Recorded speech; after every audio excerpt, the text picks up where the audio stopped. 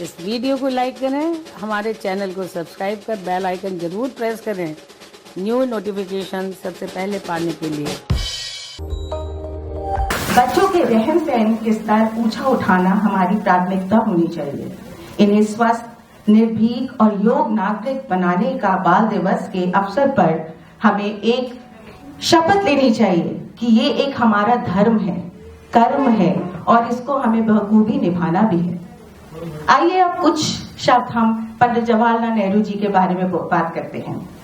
भारत के पहले प्रधानमंत्री रहे पंडित जवाहरलाल नेहरू का जन्म 14 नवंबर 1889 इलाहाबाद में हुआ था।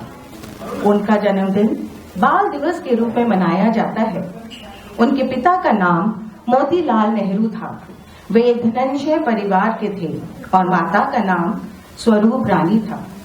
पिता पेशे से वकील थे। जवाहरलाल नेहरू उनके इकलौते पुत्र थे और 3 पुत्रियां थीं।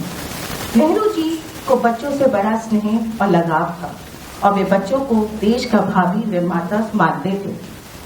जवाहरलाल नेहरू को दुनिया के बेहतरीन स्कूलों और विश्वविद्यालयों में शिक्षा प्राप्त करने का मौका मिला। उन्होंने अपनी स्कूली शिक्षा हेरो और कॉलेज की शिक्षा ट्रिनिटी कॉलेज लंदन में पूरी की। उन्होंने अपनी लॉ की डिग्री कैम्ब्रिज विश्वविद्यालय से पूरी की। हेरो और कैम्ब्रिज में पढ़ाई कर 1912 में नेहरू जी ने बार एट लॉ की उपाधि ग्रहण की और वह बार में बुलाए गए। पंडित नेहरू शुरू से ही गांधी जी से प्रभावित रहे और 1912 में कांग्रेस से जुड़े। 1920 के प्रतापगढ़ के पहले किसान मोर्चे को संगठित करने का श्रेय उन्हीं को जाता है। 1928 में लखनऊ में साइमन कमीशन के विरोध में नेहरू जी घायल हुए और 1930 के नामक आंदोलन में गिरफ्तार हुए। उन्होंने 6 माह की जेल काटी। 1935 में अल्मोड़ा जेल में आत्मकथा लिखी। उन्होंने कुल 9 बार जेल यात्राएं की। उन्हें विश्व भ्रमण किया और अंतर्राष्ट्रीय नायक के रूप में पहचाने गए। सन 1947 में भारत को आजादी मिलने पर जब भावी प्रधानमंत्री के लिए कांग्रेस में मतदान हुआ तो सरदार वल्लभ भाई पटेल और आचार्य कृपलानी को आधिकारिक मत मिले थे, किंतु महात्मा गांधी के कहने पर दोनों ने अपना नाम वापस ले लिया और जवाहरलाल नेहरू को प्रधानमंत्री बनाया गया। पंडित जवाहरलाल नेहरू 1947 में स्वतंत्र भारत के पहले प्रधानमंत्री बने। आजादी के पहले गठित अंतरिम सरकार में और आजादी के बाद 1947 में भारत में के प्रधानमंत्री बने और 27 मई 1964 में उनके निधन तक इस पद पर बने रहे। स्वाधीनता और स्वाधीनता की लड़ाई को चलने के लिए की जाने वाली कार्रवाई का खास प्रस्ताव तो करीब करीब एकमत के पास हो गया। खास प्रस्ताव इत्तेफाक से 31 दिसंबर की आधी रात के घंटे की चोट के साथ, जबकि पिछला साल गुजर कर उनकी जगह नया साल आया, ये मंजूर हुआ। लाहौर अधिवेशन में स्वतंत्रता प्रस्ताव पारित होने के बारे में नेहरू जी की मेरी कहानी है। अंत में मैं सिर्फ यही कहूंगी, पंडित जवाहरलाल नेहरू के कार्यालय में लोकतांत्रिक परंपराओं को मजबूत करना, राष्ट्र और संविधान के धर्मनिरपेक्ष चरित्र को स्थायी भाव प्रदान करना और योजनाओं के माध्यम से देश की अर्थव्यवस्था को सुचारू करना उनका मुख्य उद्देश्य रहा। Thank you. तो ये थे हमारे dynamic and more versatile leader Pandit Jawaharlal Nehru. और इसी अवसर पे अब मैं मधुबाला को डाइस पे आके बोलूंगी कि वो इन्हीं के ऊपर एक कविता सुनाए। आज बड़ा ही है पावन अवसर, नेहरू जी का है जन्म दिवस। आज बड़ा ही है पावन अवसर, नेहरू जी का है जन्म दिवस। हर जगह है उनका नाम, सबके दिलों की है वो जान। हर जगह है उनका नाम, सबके दिलों की है वो जान। नेहरू जी पर हम सबको है अभिमान, नेहरू जी थे नेता बड़े महान। नेहरू जी पर हम सबको है अभिमान, नेहरू जी थे नेता बड़े महान। सबके दिलों में रहते हैं, सबके मन में बसते हैं, सबके दिलों में रहते हैं, सबके मन में बसते हैं, सबके इतने प्यारे हैं, आज भी चाचा कहकर पुकारे जाते हैं। सबके इतने प्यारे हैं, आज भी चाचा कहकर पुकारे जाते हैं। दिल के बड़े ही भोले थे, दिल के बड़े ही भोले थे, हर पल मुस्कुराते रहते थे। दिल के बड़े ही भोले थे, हर पल मुस्कुराते रहते थे। आगे बढ़ने की राह सबको दिखलाते रहते थे, आगे बढ़ने की राह सबको दिखलाते रहते थे। आओ हम सब सीखें उनसे मुस्कुराना, आओ हम सब सीखें उनसे मुस्कुराना। हर परिस्थिति में एक समान रहना, हर परिस्थिति में एक समान रहना। नेहरू जी का सपना करे साकार, नेहरू जी का सपना करे साकार। बनाए एक ऐसा संसार, बनाए एक ऐसा संसार, जहाँ केवल हो प्यार ही प्यार, जहाँ केवल हो प्यार ही प्यार। एकता सद्भावना सहयोग हो, एकता सद्भावना सहयोग हो। भेदभाव न किसी के मन में हो, भेदभाव न किसी के मन में हो। स्वार्थ को दे हम त्याग, बच्चे बड़े महिलाएं सभी का हम करें सम्मान। स्वार्थ को दे हम से छीन पाए, बच्चों की आंखों से न आंसू आए, बच्चों का बचपन न कोई उनसे छीन पाए। हर बच्चे को मुस्कुराते देखना, देश को प्रगति के पथ पर अग्रसर करना। हर बच्चे को मुस्कुराते देखना, देश को प्रगति के पथ पर अग्रसर करना। यही था नेहरू जी का सपना महान, यही था नेहरू जी का सपना महान। इस सपने को करना है हमें साकार, इस सपने को करना है हमें साकार। धन्यवाद। आइए अब हम सब मिलके will pay homage to our प्रिय पंडित Jawaharlal Nehru ji.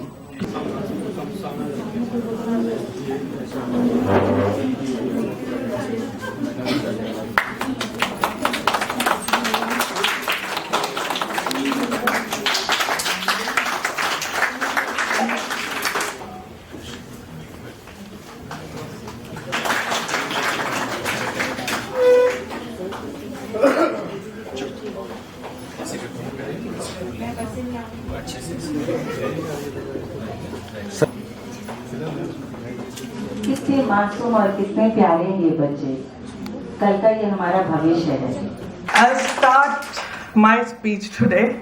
Okay, so Pandit Jawaharlal Nehru, he was born in 1889 and he was born in a very wealthy family.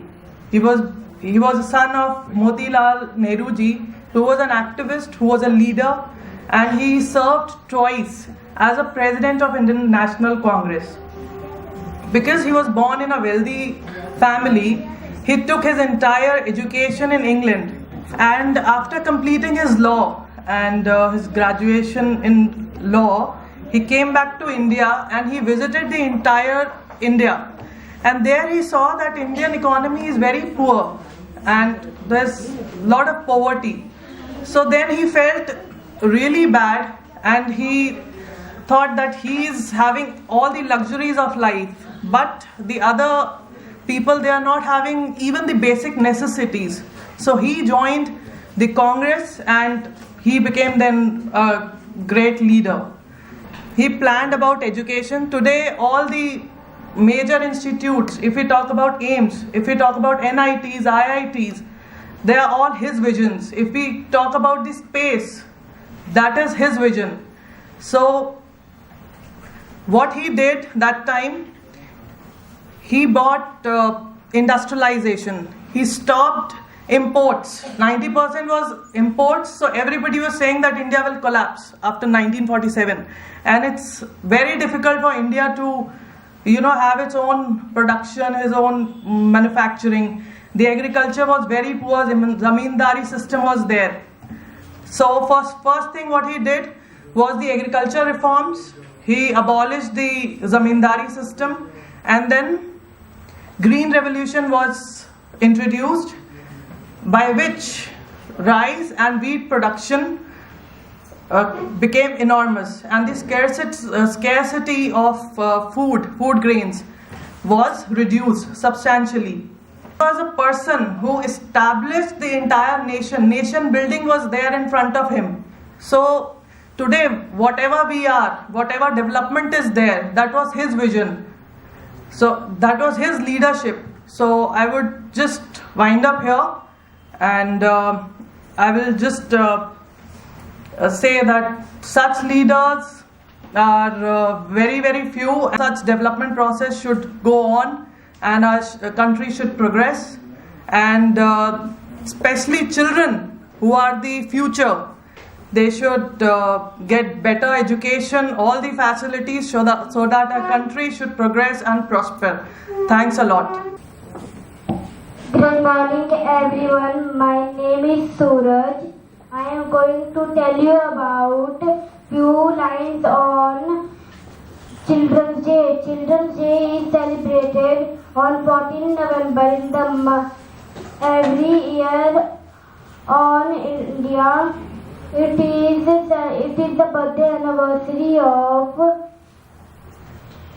Pandit Jawaharlal Nehru ji. He was the first Prime Minister of India.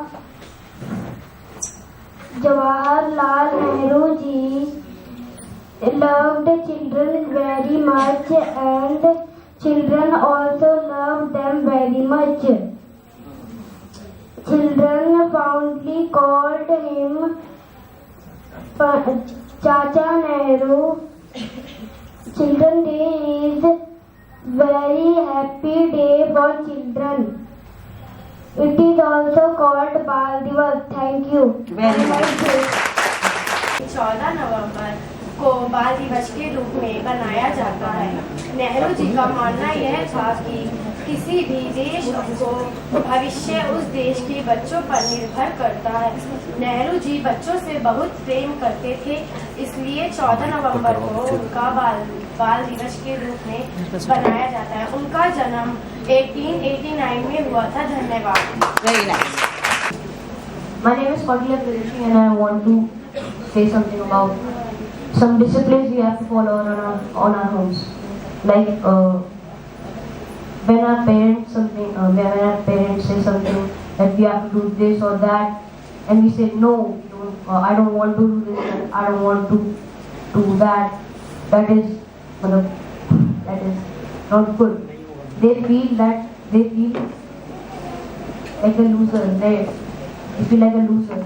That we have a kid and we cannot make our kid good. To be disciplined, to be good. So we have to try to make our parents proud and happy towards us. Thank you. Thank you. Very good. My dear friends and dear children, say, Children's Day in India, celebrated every year on 14 November. This day is also called as Bal Divas. Bal in Hindi means child and Divas means day. This day is also celebrated in honor of the birth anniversary of our first Prime Minister, Pandit Jawaharlal Nehru, who was fondly called Chacha Ji and by children. He had a special connection with them and always have affection in their company. Pandit Jawaharlal Nehru was born on 14th November 1889 in Allahabad and was schooled at home under private tutors in his early life. This is his 132nd anniversary after he breathed his last in 1964. A resolution was passed to celebrate his birthday as Bal Divas or Children's Day, where all can revisit the child in them and celebrate their childlike qualities and remember an importance of keeping them intact. Pandit Jawaharlal Nehru was the epitome of love towards children and always devoted to working towards their betterment and welfare. A child, when well nurtured, a stronger nation, and this can be achieved quality education. A child's first school is their home, so parents play an important role in laying the foundation of discipline, honesty, and sincerity. And children with such qualities go on to excel in school and life and bring laurels to our nation. Many of our great freedom fighters credit their competencies and ability to their parents and teachers. Similarly, one can take inspiration from them and follow their paths by giving due respect to parents and teachers equally, as they play an essential role in shaping our child's future. A child should be given complete freedom to unleash themselves and explore their interest and take the path of their calling. And this is possible only through proper education and holistic development. A child should be treated and cared for the kindness and affectionate way, and Pandit Nehruji deeply cared for their well-being. Hence, many laws were established for this purpose. The Indian Constitution's supreme law guarantees that all under the age of 18 have children's right. This law advocates and right to be cared by their parents or guidance. The right to education, the right to consume healthy food, and right to feel safe and protected. Especially able children have the right to special care.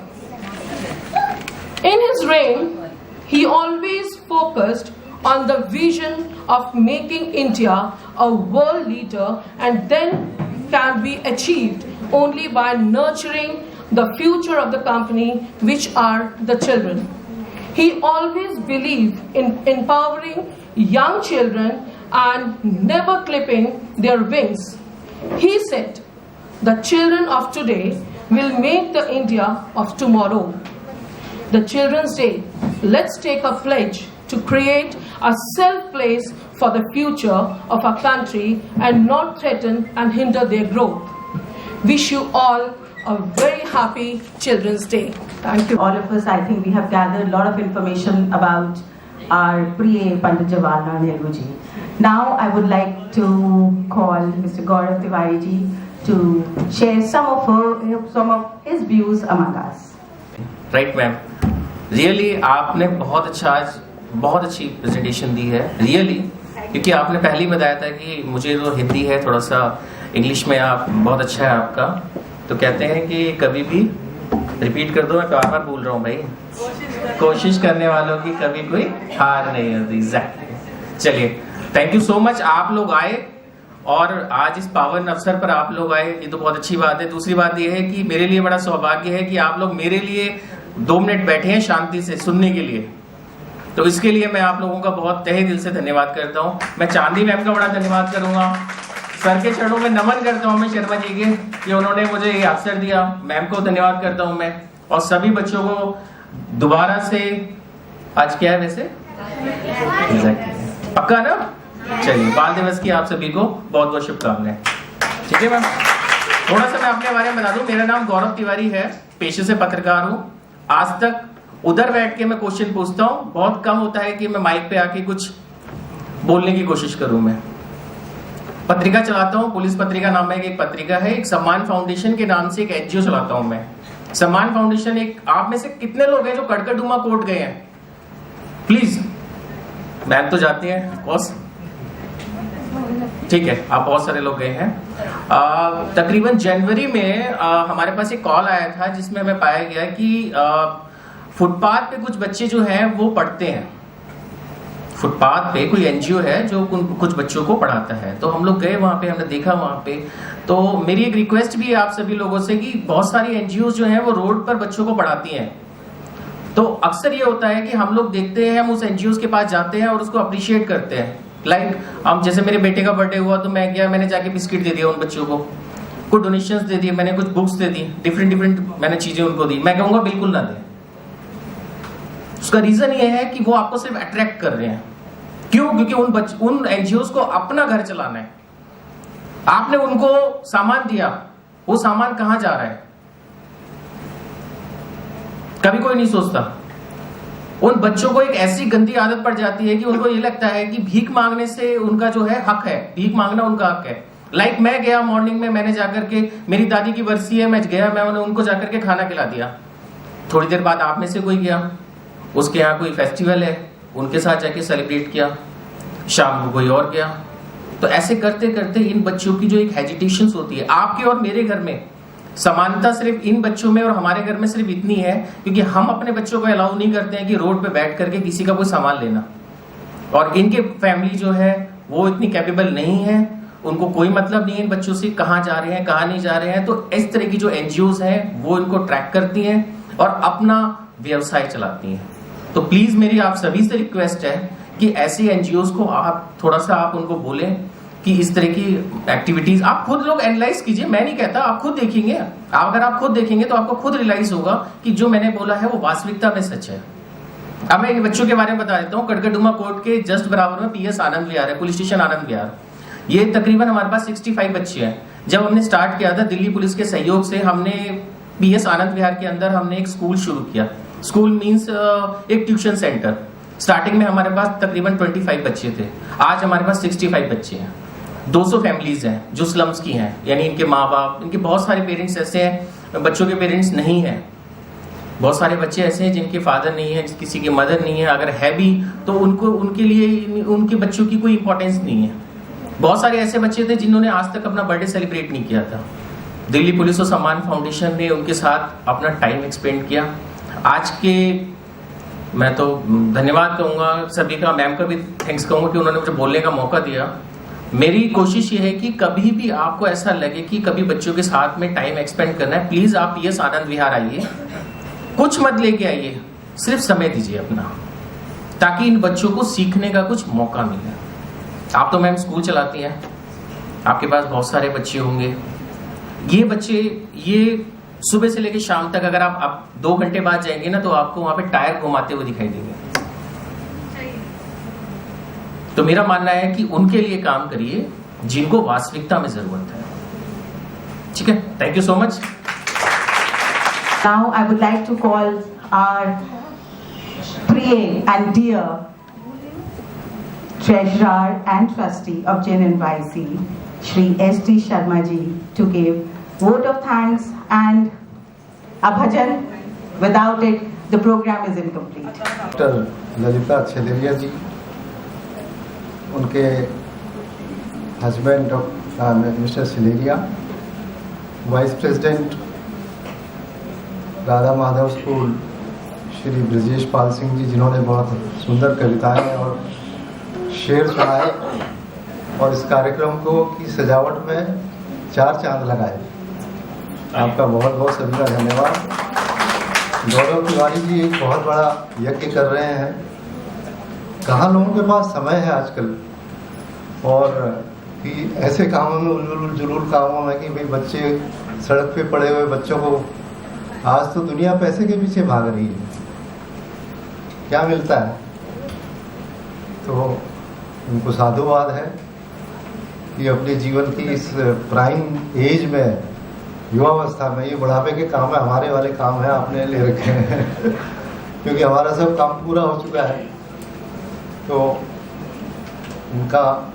उनके आने से भी हमारे इस कार्यक्रम में बहुत 4 चांद लगे हैं। और हमारे बीच में फ्रीडम फाइटर की बेटी है, आज स्वाधीनता का जो हमारा सपना साकार किया था जिसमें नेहरू जी का योगदान रहा, तो मधु श्रीवास्तव जी, पत्रकार, डॉक्टर, क्या कभी किसान, उसके भी उनको कुछ दिया गया है सम्मान। तो मल्टी डायमेंशनल पर्सनैलिटी, और शरीर में कुछ प्रॉब्लम भी होने के बावजूद उनके चेहरे में कभी शरीर का ध्यान ही नहीं रहता है। शरीर के रोग को तो दूर भगा देती है, और जो उनके पास बैठ जाए उसका भी रोग दूर कर देती है। मुझे भी कुछ तकलीफ है तो ऐसे लोगों से मुझे प्रेरणा मिलती है और मैं इसलिए खड़ा हो पाता हूँ। तो आज का कार्यक्रम बड़ा आपके आने से सुसज्जित हुआ है, और हमारे जो नोएडा स्कूल के महान टीचर्स हैं और उनके साथ जो बच्चे आए हैं, उनको तो मैं बहुत अपने दिल से साधुवाद देता हूँ, धन्यवाद देता हूँ। छुट्टी के दिन वहाँ से आना और दिन रात अपने स्कूल का जो टीचर का काम है वो तो 24 घंटे का होता है ना, कल क्या पढ़ाना है उसकी सारी तैयारी करनी होती है। ऐसा नहीं है कि इतना ही पढ़ लिया। एजुकेशन तो एक ऐसी चीज़ है, रोज़ रिव्यू चाहिए। एजुकेशन में तो हमेशा रिव्यू चाहिए ना, नई नई चीज़ें आती हैं, बच्चों की क्यूरियोसिटी होती है। मैम ये बताओ, जो सब्जेक्ट से बाहर की चीज़ भी है तो वो चीज़ें उसको टीचर को पढ़नी पड़ती हैं।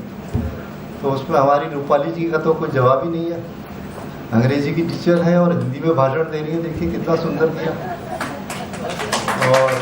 और भी मेहमान व्यक्ति है हमारी चांदनी अरोड़ा, जिन्होंने इतना सुंदर भाषण दिया। और यंग क्या कहते हैं लॉयर, और सब चीज़ में उनकी जो युवावस्था है वो दर्शित होती है उनके भाषण में। उनका ओज जो है उनके कार्य में 24 घंटे में देखता हूँ इन्वॉल्व रहती हैं। पांडे जी और हमारे यहाँ के स्टाफ के मेंबर्स और बाकी सभी लोग पीछे जो हमारे बैठे हैं स्टाफ के लोग, सिन्हा जी, देवकीनंदन जी, पांडे जी, बहादुर, शबाना, सभी लोगों का बहुत बहुत धन्यवाद। इस कार्यक्रम को बनाने में चांदनी जी का बहुत बड़ा योगदान है। चांदनी और रूपाली तो आज सुबह तक लगी रही। तो क्या होता है कि जब प्रोग्राम चल रहा होता है तो सब ऐसा लगता है सब ठीक ठाक ही, लेकिन उसके पीछे की जो मेहनत है, वो कार्यक्रम जिसकी जिम्मेदारी होती है उसको देखना पड़ता है। हमने तो कह दिया, हम तो अपने घर में सोए हैं, सवेरे आए तो पता लगा कि इसमें इतनी सारी स्पेलिंग मिस्टेक थी, वो सब ने हाथ से करी। तो एक उसको ऐसा लगता है। तो नेहरू जी के बारे में तो मैं कई हफ्ते बोल सकता हूँ। नेहरू और गांधी जो मेरे वो हैं, लेकिन कुछ शब्द बोलूँगा। बाल दिवस, सबसे पहले तो ये बताऊँ कि मुझे एक सौभाग्य मिला था कि हमारे पिताजी और माताजी के उनके साथी लोग नेहरू जी के स्टाफ में थे, तो उनके स्टाफ क्वार्टर्स में जाते थे अक्सर। तो मैं शायद ये मेरा 54 का बर्थ है, 58, 59 या 60 की बात है उनके घर। तो नेहरू जी अपने आंगन में जो तीन मूर्ति भवन है वो अक्सर घूमते थे सवेरे, जब भी आ जाए तो घूमने का उनको शौक था।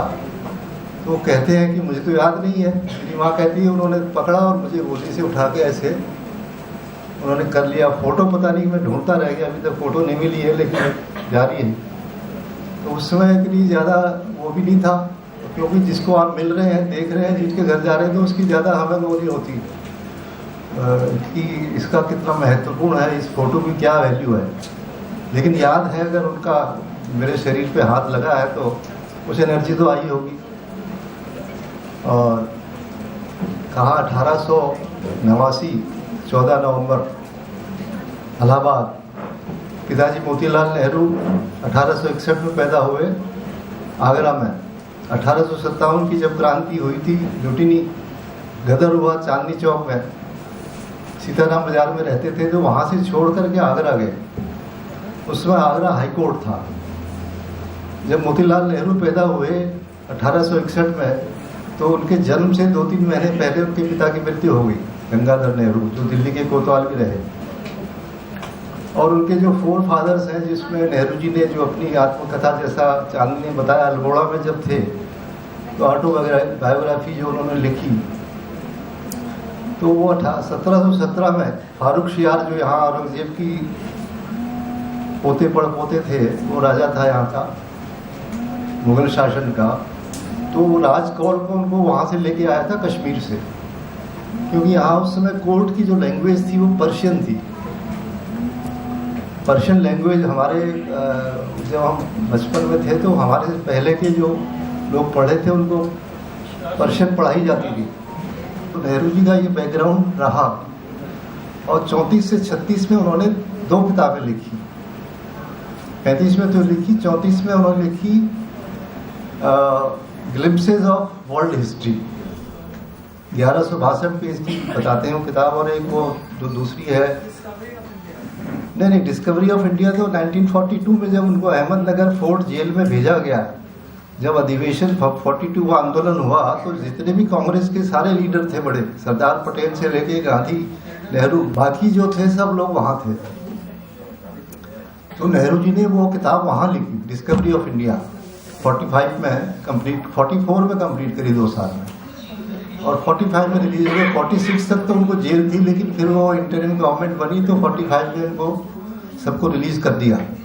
या इंडिपेंडेंस एक्ट 1947 बना, उसके वाइसराय उसके वो बने गवर्नर जनरल थे लॉर्ड माउंटबेटन, तो जिन्होंने आज़ादी के सब वो बनाए, और उनके सेक्रेटरी बनाए गए थे M.K. मेनन, और उसमें नेहरू जी की जो बहुत परम मित्र थी एडविना, उसका बहुत बड़ा योगदान था।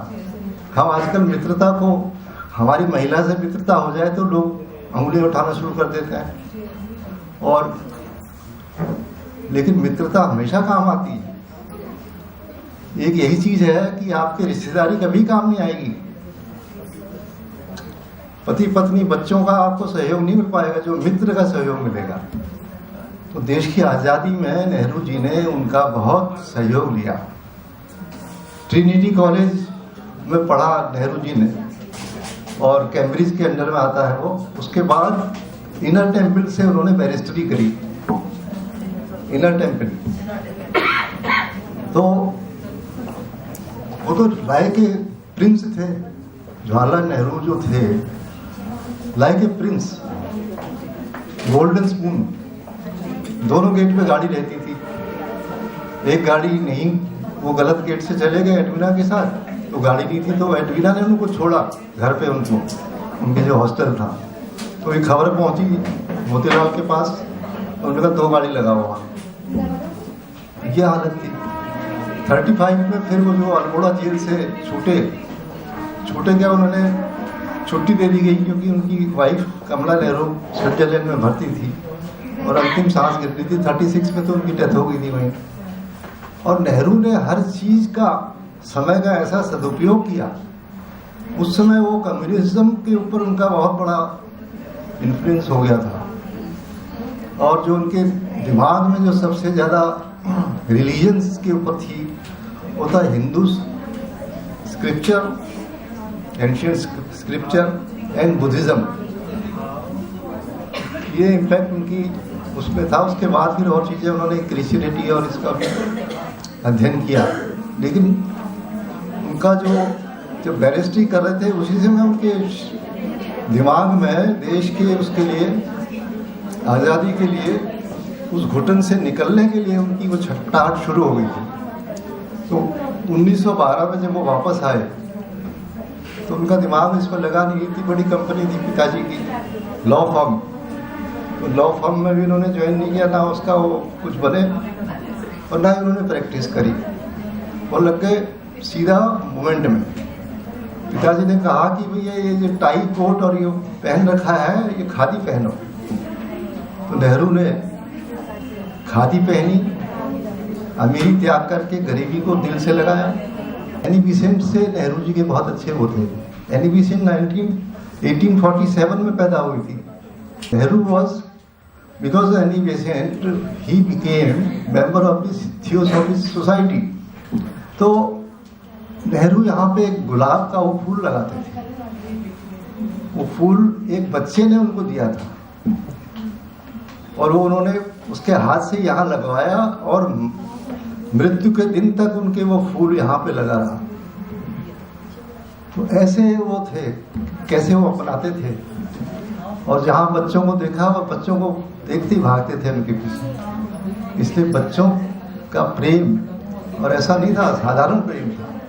तो नेहरू का जो कंट्रीब्यूशन है, जो हम देखते हैं, यहाँ का जो बजट था, हिंदुस्तान का पहला बजट, वो न्यूयॉर्क की म्यूनिसिपैलिटी के बजट से भी कम था। 450 करोड़ और 459 करोड़। दैट वाज, ये कंगाल देश का प्रधानमंत्री था। वो कोई लग्जरी वाला आज का प्रधानमंत्री नहीं था। वो जो जहां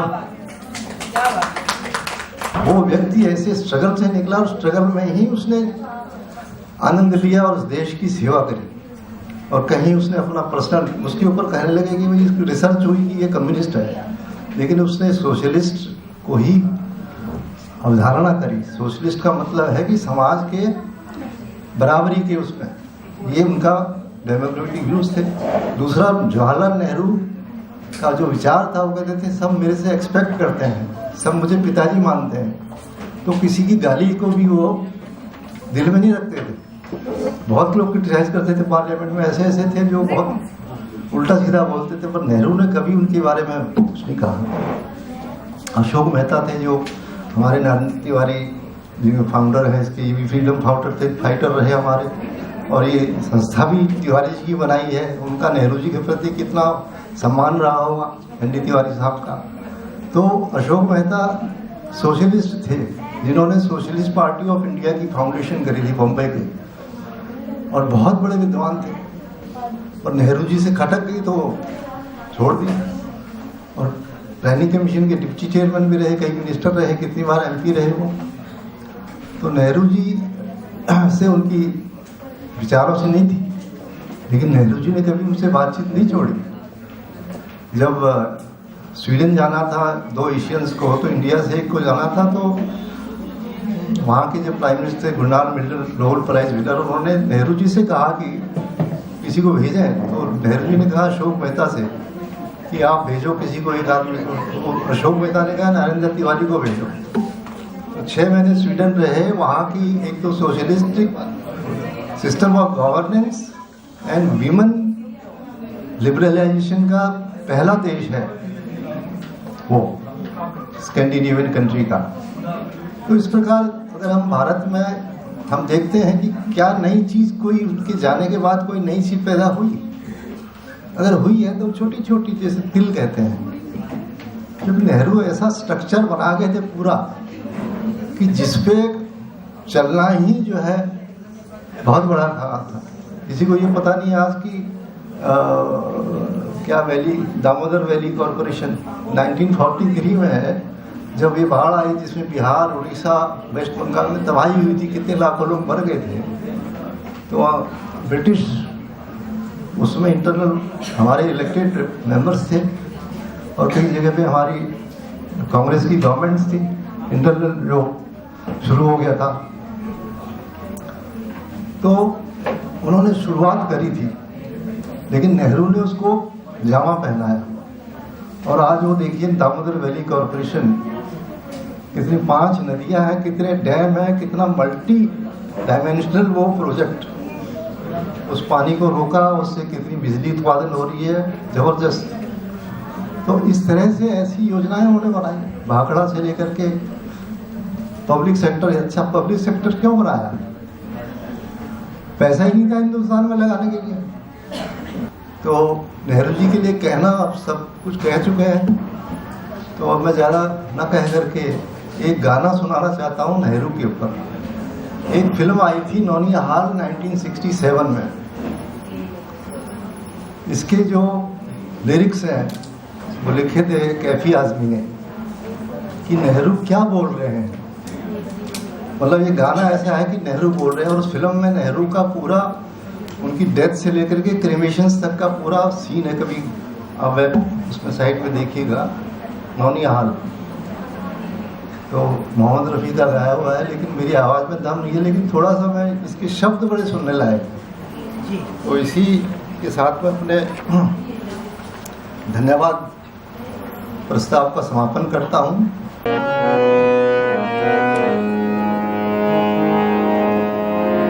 जिंदगी भर मुझे नफरत सी रही अश्कों से, मेरे ख्वाबों को तुम अश्कों में डुबोते क्यों हो, जो मेरी तरह जिया करते हैं कब मरते हैं। थक गया हूँ मुझे सो लेने दो, रोते क्यों हो, सो के भी जागते ही रहते हैं। जाबां सुनो मेरी आवाज सुनो, प्यार का साज सुनो।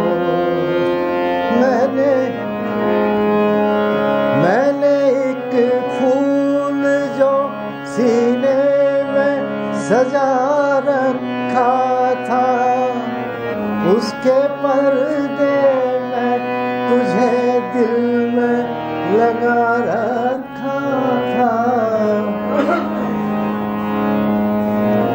जुदा सबसे मेरे इश्क का अंदाज सुनो, मेरी आवाज सुनो।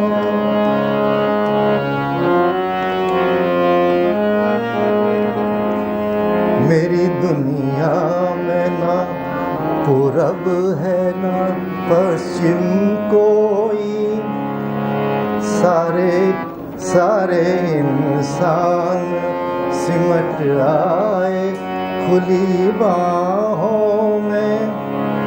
कल भटकता था मैं जिन राहों में तन्हा तन्हा, और सब निकले मेरे हमदर्द मेरे हमराह।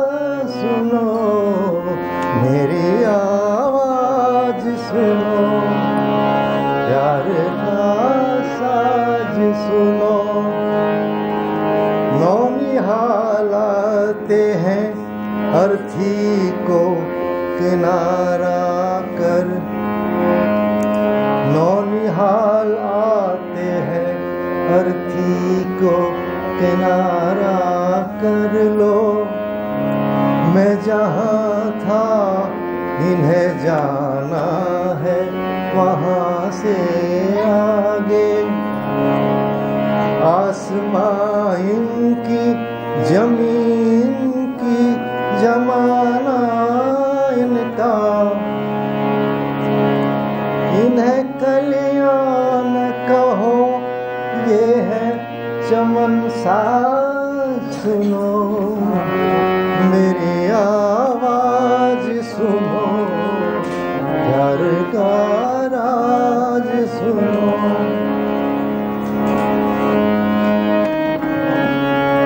क्यों सवारी है ये चंदन की चिता मेरे लिए, मैं कोई जिस्म नहीं हूँ के जलाओगे मुझे। राख के साथ बिखर जाऊंगा मैं दुनिया से। तुम जहाँ जाओगे तुम जहाँ खाओगे ठोकर मुझे पाओगे वहाँ। हर दम पर है नए मोड़ का अंदाज सुनो, मेरी आवाज सुनो, प्यार का साज सुनो, मेरी आवाज सुनो।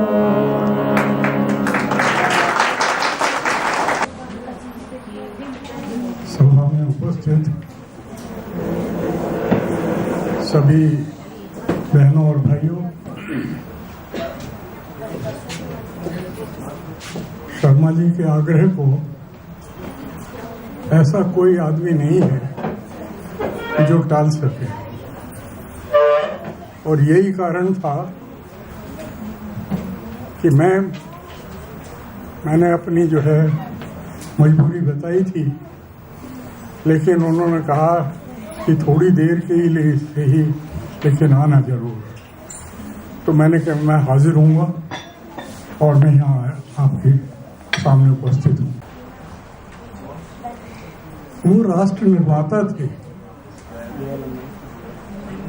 मकान बन जाता है ना, मकान बनने के बाद उसमें कहीं पे कोई तस्वीर लगा देता है, कोई इसमें वॉलपेपर लगा देता है, लेकिन ये कोई बड़ा वो नहीं है। असली चीज वो है जिसने उसकी नींव डाली और जिसने उसको निर्माण किया। तो पंडित नेहरू ने यहाँ राष्ट्र का निर्माण किया। मुझे बात याद आती है, मैं तो बहुत छोटा था तब, बहुत छोटा था, स्कूल में पढ़ रहा था। उन्होंने कहा था एक बार कि किसान और खेती, क्योंकि दुर्भिक्ष पड़ चुका था बंगाल के अंदर, लाखों लोग मारे गए। पंडित नेहरू ने कहा कि सब चीज वेट कर सकती हैं, सब चीज इंतजार कर सकती हैं, लेकिन खेती नहीं इंतजार कर सकती। और उसके लिए उन्होंने सबसे पहले भाखड़ा, नांगल, डैम बनाए ताकि ज्यादा से ज्यादा पानी का मुहैया करा सके और अन्न उपजा सके। तो उनके बारे में जितना ज्यादा से ज्यादा कहा है या वो कम है।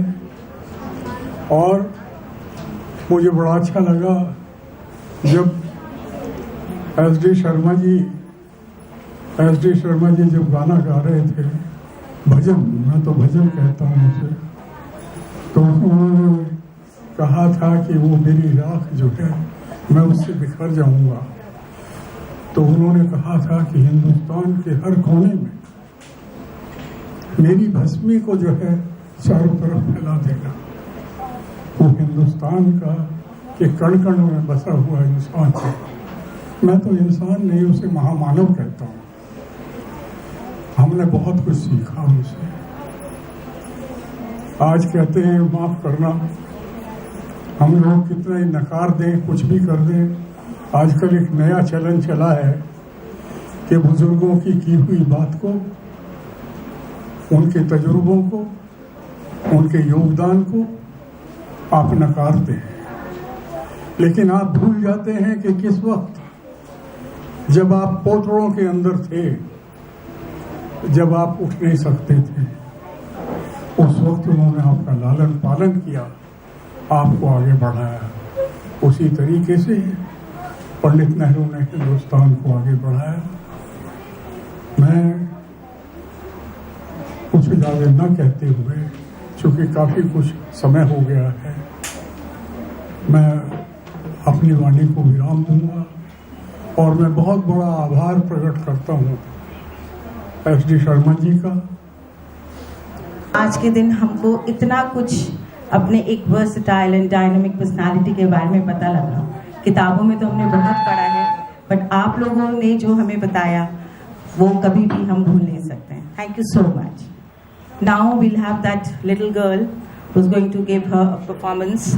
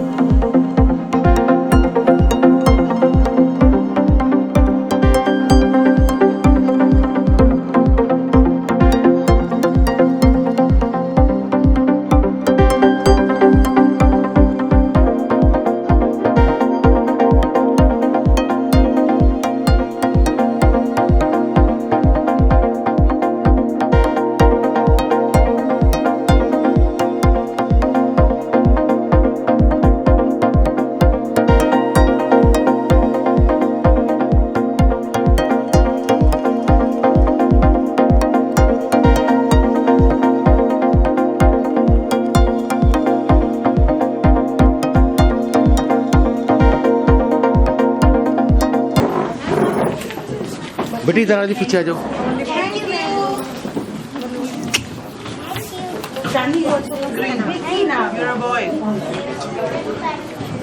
सर प्लीज आप भी आइए।